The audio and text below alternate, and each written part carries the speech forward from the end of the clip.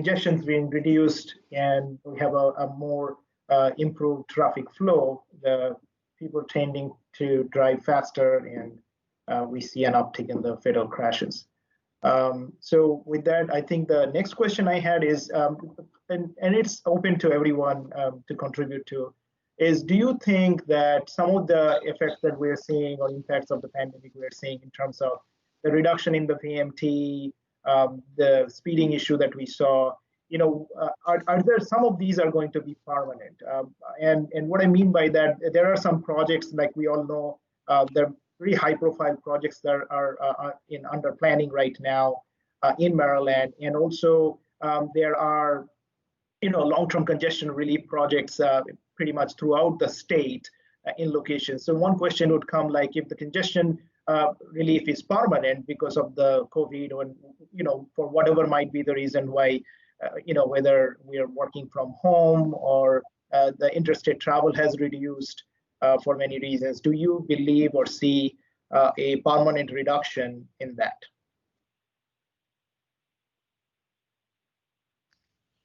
And anybody can start with, I guess, I will start with Jason first. What do you think? Do you think what trends we're seeing on incident risk management, do you see this continuing to happen? Or you mentioned something like every year it keeps on increasing. Do you think that increasing trend will continue this year and beyond?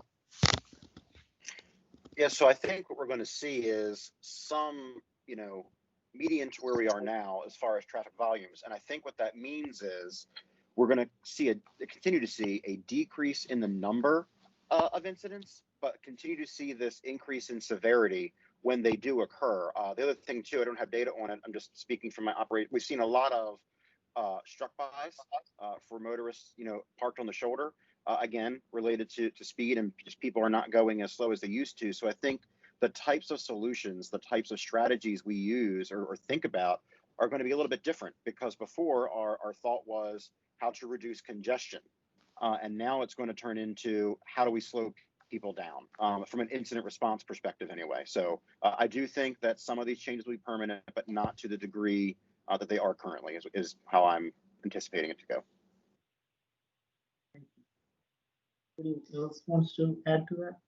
Sure. I'll add that, I think what Jason says is dead on, and certainly it'll be interesting to see how things go. I mean, we're in this. One of the things that's going to come out of this, I think, is a change in workplace behavior. And so you won't have, I think now that people have gotten more comfortable with teleworking and working from home, I think that will probably stay in place.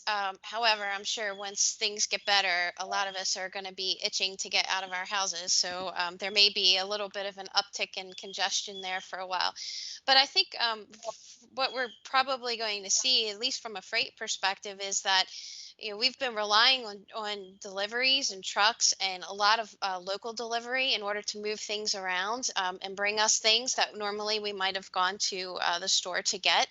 And so one of the things that we're looking at is the increase in delivery vehicles or delivery options, especially not so much when we think about freight, we tend to think about like long haul on the interstate. And I'm sorry, my video has frozen, but we tend to think of the long haul stuff. But we really need to shift our freight focus to the downtown delivery, the urban delivery, suburban delivery, and what's happening with these delivery circuits, because it's certainly adding a lot of freight traffic on the roads. And so that'll be interesting to watch, and it'll require us to need to look at that data in a little more detail and to work with local governments on the routing for that, the appropriate routing and local congestion. So that'll be interesting to watch as well. Jay?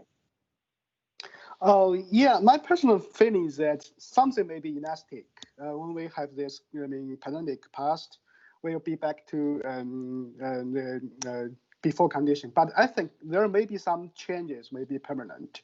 Personally believe that the number of teleworkers will definitely be increased a lot. So the VMT will not be, bounce back. Very in a very near future as before. So I believe we should prepare something for this new normal.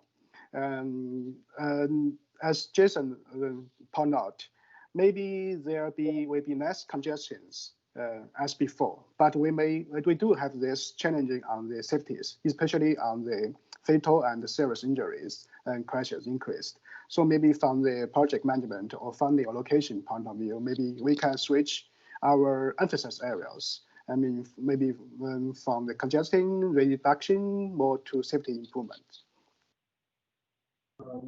Thank you, Jay.